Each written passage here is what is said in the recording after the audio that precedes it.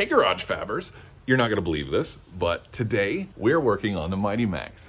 Finally getting back on it. A long time ago, I built a truss for the rear axle, but I wasn't able to weld it on because I needed to know what the pinion angle was going to be. And I wasn't gonna know what the pinion angle was going to be until I got the engine mounted, which we did not all that long ago. The problem is I still don't know what the engine angle is going to be until the transmission is mounted. That's what we're gonna do today. So let's get to it.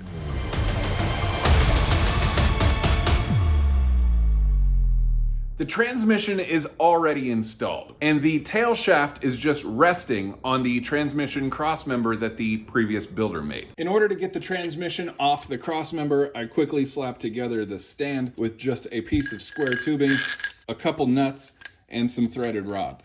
Since most of you won't be working on a Mighty Max that's already been started, like me, perhaps I should mention a few things. The factory transmission crossmember hangs down below the bottom of the frame rails.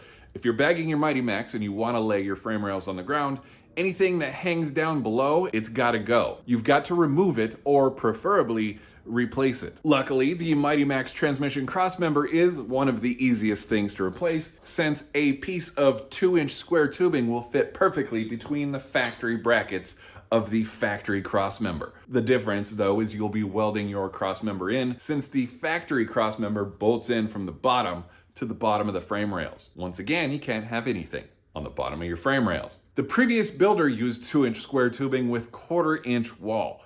This seems to be a little overkill in my opinion. It's a short length of tubing that I think 1/8 or 3/16 would have done fine. But today, I'm just modifying what's already there. It's important to me that the stuff I build is easy to work on in the future. So I want to turn this solid crossmember into a removable one. And I'm going to start by simply cutting out the center section of this crossmember. There's nothing I hate more than working under a truck. The day I get a lift is going to be a great day, and I'm going to celebrate. Hopefully you'll be there to see it.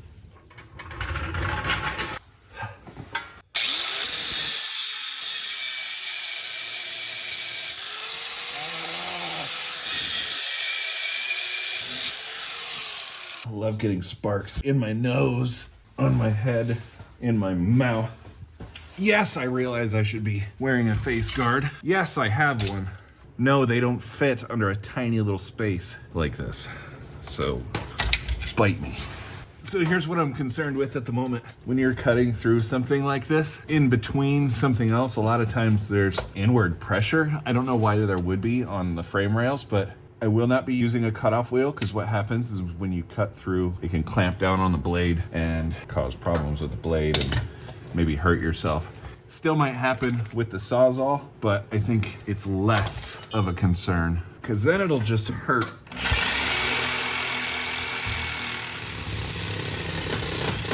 Ow, I feel like it's clamping down already.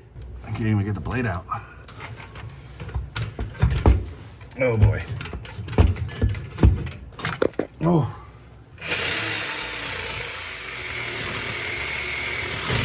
Ow. Okay. Blade is stuck again. That is really clamped on there. So yeah, that clamping force I was telling you about is real.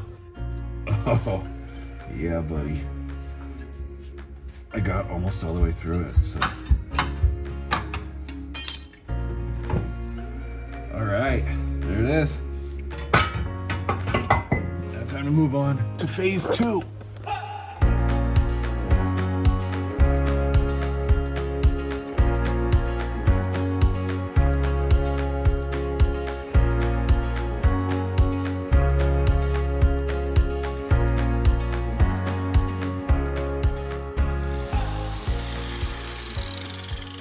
I love having to hold my head up to be able to see.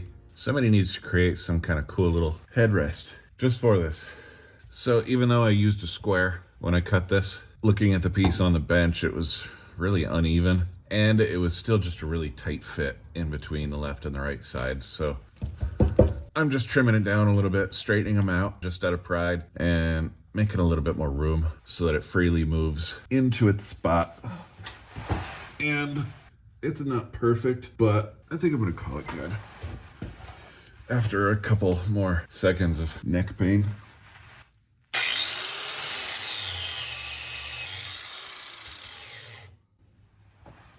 Yeah, that's probably good enough.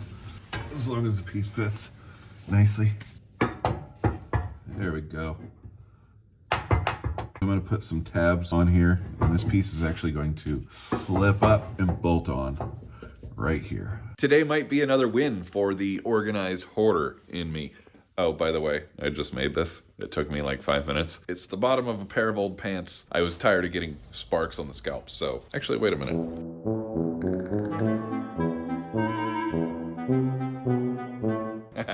What was I saying? Oh, yeah, organized hoarding.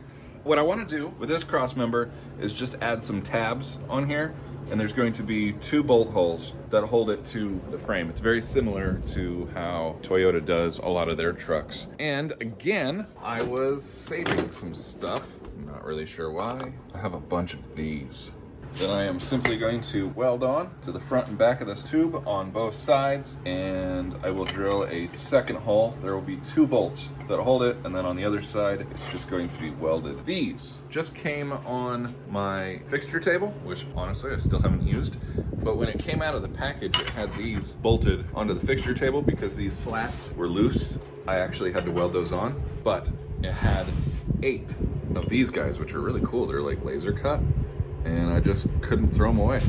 So I've just been holding on to them for the last couple of years and just found a use. So I'm going to weld these on, drill some holes. Maybe I'll drill some holes first and then weld them on.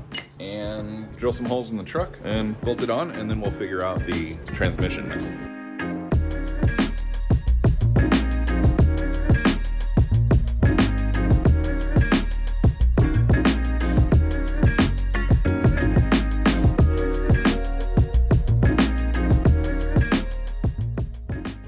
I recently got this set not all that long ago. Honestly, I keep forgetting what they're called. I call them center punches because they mark the center of a hole. They're not center punches though. Check the comments. Somebody will definitely remind me what they're actually called. But you find the one that you need. There's a whole bunch of different sizes to make sure you find a punch that fits tightly in the hole, and then bam, it marks a little spot right in the center of where you need that hole. Absolutely brilliant. Don't know how I survived without them this long. I'm thinking I'm not going to be able to finish this project today because I am almost out of gas. Check this out. This needle won't even register when I turn it on. Yeah, that gauge works, folks. I just have pretty much no gas left. So, yeah, I guess I'm going to go as far as I can go until it starts and then call it quits for the day.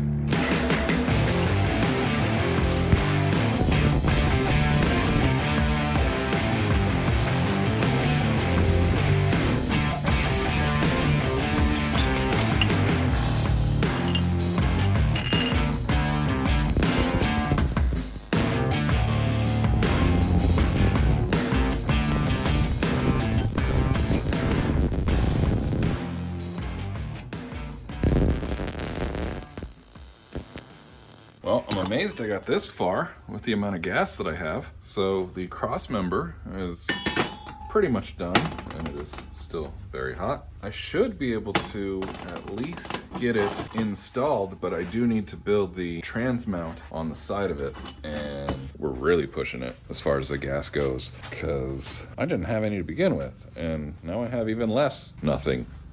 What? All right, back under the truck. Yeah, let's put this on. Yeah. All right.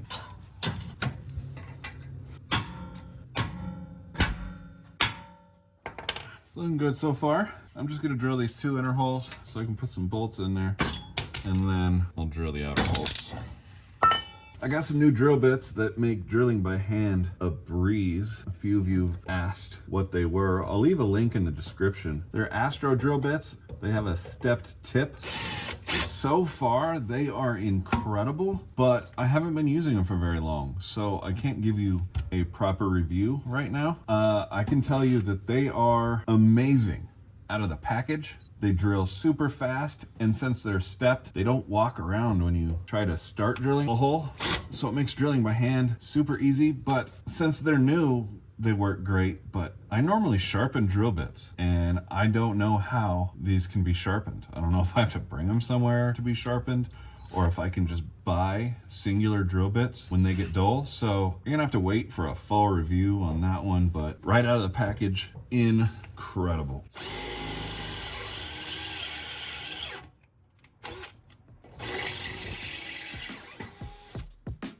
Super fast, super clean hole, beautiful, absolutely beautiful.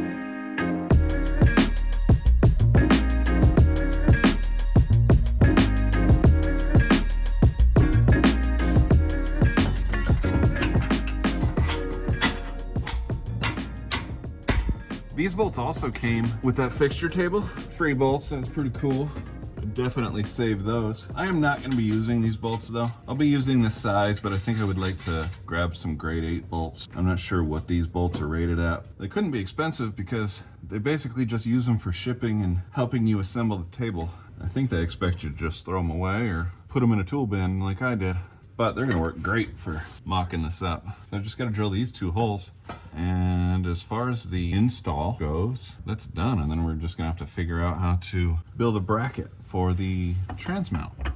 All right, Crossmember is up, and that is all I'm going to do to it. But I want to talk about something really quick, even though I'm not going to do it. When you drill through square tube like this, or round tube for that matter, any kind of tube, it's a good idea to put something in the bolt hole, because when you tighten down the bolt, it can squeeze the walls of the tubing in, and then the bolt will come loose, and then everything will fall apart, and that's just terrible. I am not going to do that on this one though, because this is 1/4 inch wall tubing. I don't think these 3/8 bolts, well, I'm not using these bolts anyways, but the 3/8 bolts that I'm going to use, I don't think they're gonna be able to pull in this wall along with these 1/4 inch tabs. I just don't think it's gonna happen. What I am going to do though, just in case, is use some nylock nuts when I get the actual bolts that I'm going to use, so that when I put them in there, and I tighten it down, if it does squeeze the tube a little bit, it's not gonna loosen up. The nut's not gonna fall off. The transmission isn't gonna fall out of the car. But on thinner wall tubing with much bigger bolts, consider putting that tube in there. What I do a lot of the times is drill the hole really big for the tube. Actually, I did that on the upper control arms of Keith's truck. I drilled the hole really big, put a tube in there with an inside diameter that matched the bolt, and welded it in. Another option is you could just make that same piece of tube that fits in between these 2 walls. But again, I'm not doing that on this one, because I don't think these little bolts are going to be able to squeeze that tube. And if I find in the future that this actually becomes loose and I have a rattle because it squeezed the tube, I'll be inserting those tubes later on down the road. So this is as far as I'm going to take it. I'm going to clean up the mess under here because I got all kinds of pokey curly cues from drilling, and I need to crawl underneath a little bit more so that I can build the mount for the transmission mount. A thought just popped in my head as it's starting to get dark outside. I struggle really bad with laziness. I am not proud of it. But what I am proud of is that this year, for the first year ever, we are the first house on the block to have Christmas lights up.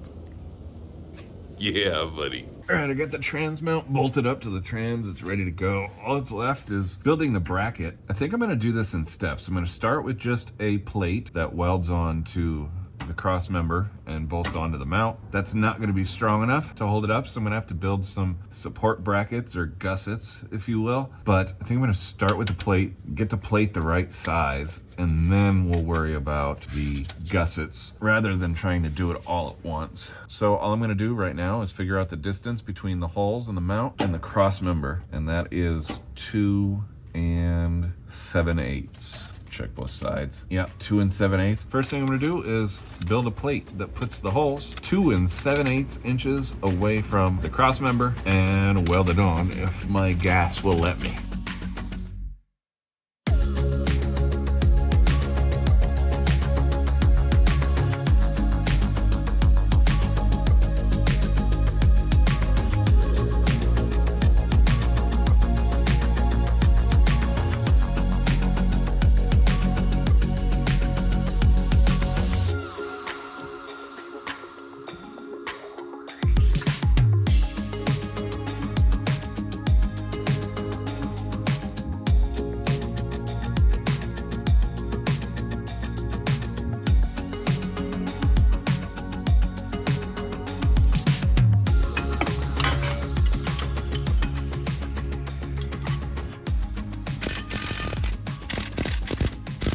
I don't know if you can see it, but this mount is hanging down below the cross member a little bit in the front. And that's terrible news because the trans is all the way up already. I can't push it up anymore. That's because the bushings on the engine mounts are just solid aluminum right now, but I don't want the polyurethane mounts to be tweaked either. So I'm just gonna say that the trans is as high as it can go, but the mount is hanging down below frame rails, which is bad news. Here's a straight edge to show. Not bad, not as bad as I thought, but it's still hanging down. I don't want this stuff to get dragged off when I lay it out. So I think what I'm gonna do is I'm going to mark the cross member where this mount is gonna sit, and I'm just gonna weld it on to the cross member so that it's flat and nothing will hit. And then I'm just gonna have to deal with how the mount actually attaches to the trans. I don't know if you can see that right now with the mount in the way, but I should be able to shorten that a little bit and get the mount to suck up against the trans just a little bit better. At least that's what I'm hoping for, because I don't see any other way of getting this mount up off the ground. So let's weld that to the cross member right there. It's not gonna fit, and that's okay. We'll just have to modify this a little bit somehow, even if that means cutting it off and making it from scratch.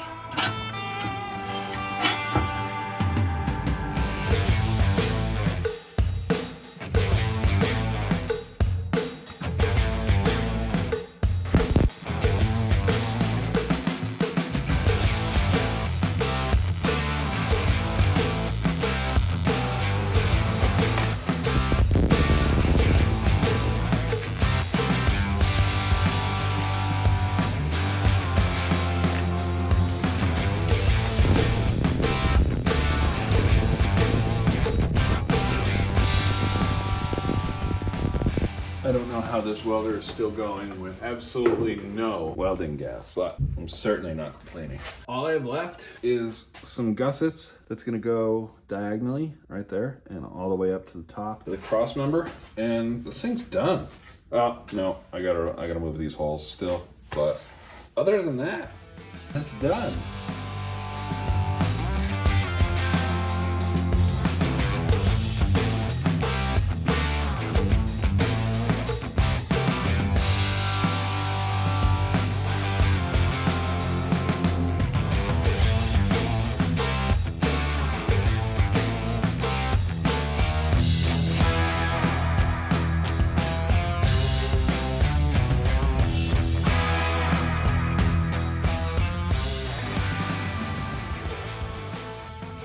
I cannot believe I was able to get this entire thing done with no gas. There was a little sign, though, that the gas was getting really low. There's a buttload of pinholes and stuff right there. I'm not gonna worry about that right there, though, because I think it's fine. Everything else is super beefy.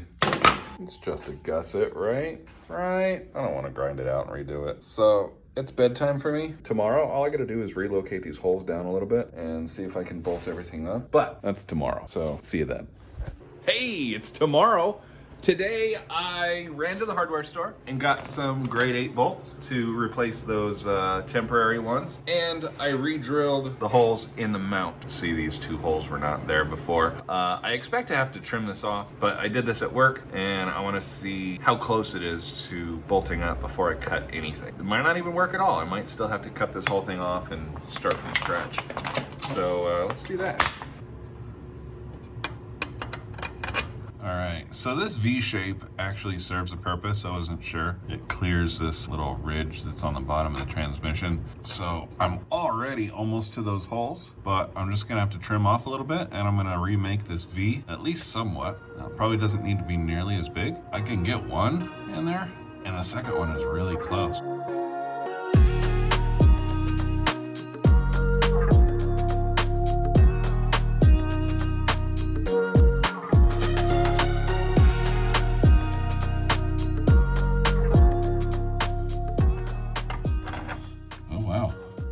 Expecting to have some problems, but it seems to be perfect. Let's put some nuts on it, make sure it tightens down okay, and then we'll install the cross member and see how well everything fits. You know what? I'm gonna leave this loose right now. The nuts are on there, but this will help me get the bolt started if it doesn't line up absolutely perfect. I just realized you can't see what I'm doing. All right, I have nylock nuts and washers for these bolts, but tightening and loosening nylock bolts over and over again seems to make them a little less effective at locking. So today I'm just putting on those nuts that we were using last night.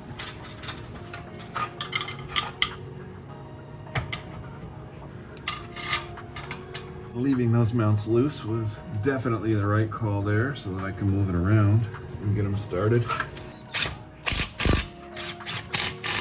Ah, it's awesome. Very nice. Very, very nice. I'll see if I can move the camera around so you can see it a little bit, because that's fantastic. I think. Is it gonna clear? It is going to drag just the very tip of the bottom of the transmission mount. Now there's actually weight of the transmission on the mount. It's squishing it down a little bit. There's some welds at the bottom. It would shave the bottom of that keeper. I think that's all it is. In case the rubber breaks, it keeps everything from completely coming apart. I don't think that's a big issue. I could probably just shim the transmission mount up just a little bit on the other side of these bolts.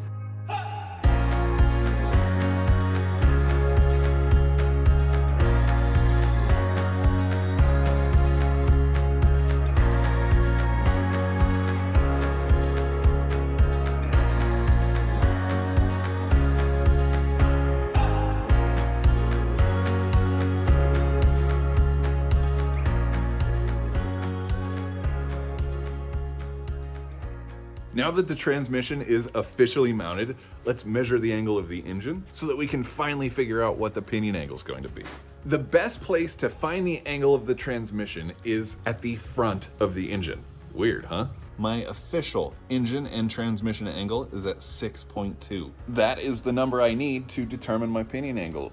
How do you figure it out now? There's no math needed. With the engine at 6.2 degrees, pointed downwards, in case you can't see that in the video, the pinion angle is going to be pointed upwards 6.2 degrees. But that's not happening until the next video. Now, if you're just joining Garage Fab, I'm the type of person that puts a lot of emphasis on why certain things are done. Unfortunately, in this video, the why for the pinion angle isn't going to be there, but I encourage you to check out my drive shaft video that gets really in depth of why pinion angle matters and how to set it up. This is Christmas weekend, so we've only got a little more than a week left in the year, so you may not see me until early January. I'll tell you what I'll do for sure though, I will keep moving forward, and I hope you will too. Whatever holiday you're celebrating, I hope it's a good one, and I'll see you later, guys.